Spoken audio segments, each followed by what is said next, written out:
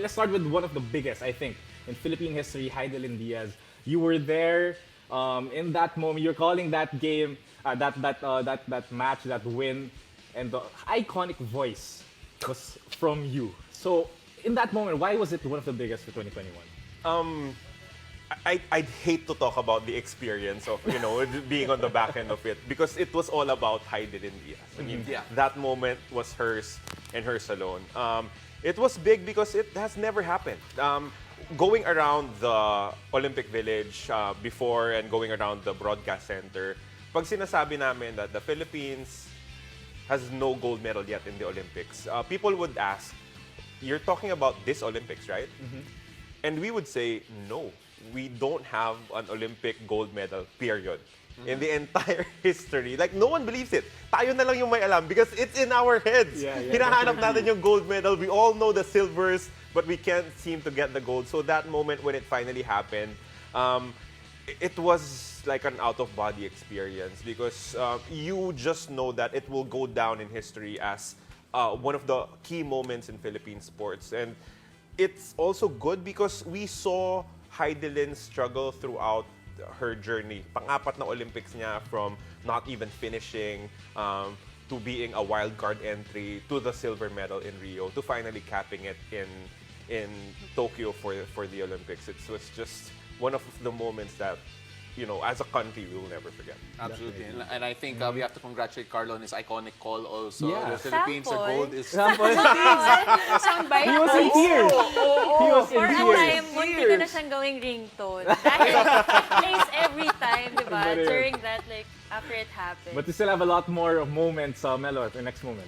Well, pero actually nandun ka rin, Pao, Oh, yeah. diba? When it happened. So, there was this photo that you shared of Heidelin na naging viral. But other than that, meron ka bang ibang moments during the Olympics, that Heidelin Diaz moment na hindi namin nakita on cam that you can share? Yeah, there was one. Kasi right after the gold medal moment, Gretchen and I got lost at backstage and we ended up kung saan yung mga athletes. As in, nakita namin yung mga ibang atleta that did not win, sad.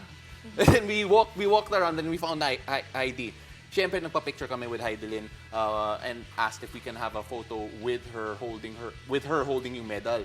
But instead of her holding the medal, sinabi niya, here, hawakan nyo. Sabi niya, no, we can't. At sabi niya, hindi, kasi sa atin to eh. And that moment, in my mind, it really stuck. Goosebumps.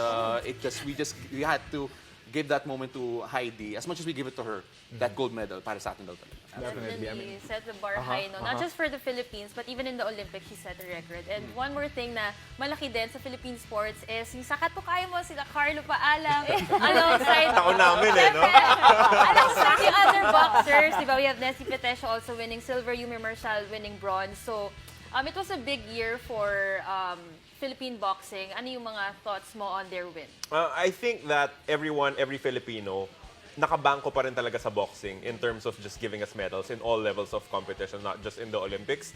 But this is by far the best haul na nakuha ng ABAP. And we have to congratulate them. They did really well. No? Heidelin, of course, it was important, I think, for the boxers to see Heidelin win, just to know that a Filipino can do it. Kaya natin. Because she broke the curse. Diba? She ended our having not a gold medal in our entire history. So, doon nagkakumpiyansa rin yung ating boxing. Ayan. Okay guys, so it really was a year for Filipina athletes. Yuka Saso, Heidi, we have Nesty, all giving us moments that we'll always remember this year, 2021. And of course, who will I ask but our resident female athletes here, Filipina athletes. Z, what does that tell you for this whole year, for us? Well, one, for Yuka Saso, it definitely put the Philippines in the map of the sports of golf.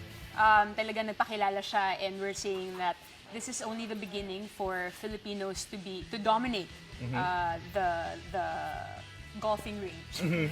And for Filipinas naman, parang huwag niyo kaming balitin. Don't forget about us kasi dito din kami lumalaban. It's very traditional to think that it's only the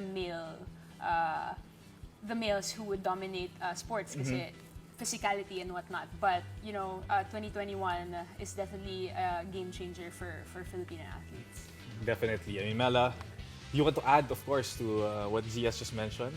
Well, nakakatuwa lang kasi like as a Filipina and as a Filipina athlete, talagang ang laki nung mga it's a strong message na nakuha natin kay Heidelin pa lang, 'di ba? Parang she's a woman pero she's the one who set the record among all the athletes na pinadala natin. So parang it's very inspiring and at the same time, apart from their athletic skills, nakita rin natin yung sportsmanship ng bawat isa. Like yung shinare ni Pao kanina na moment di natin alam. But the character of these Filipina athletes, nakaka-inspire even Marjeline Didal. Talagang she did not win a medal pero ang tunog ng pangalan niya sa buong skateboarding community because of how she was when she was there in the Olympics. So I think overall it's really just very inspiring and it will definitely set something high for aspiring athletes also.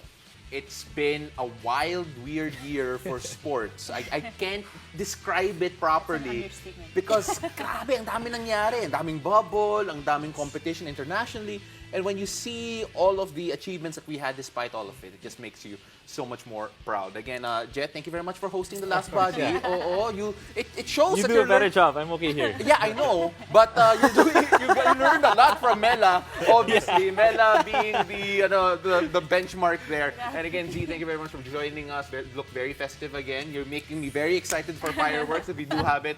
And Carlo, we love your stories throughout the year. Can't wait to see more of them come 2022. And yes, that'll do it for us here. Mabuhay ang bawat atletang Pilipino.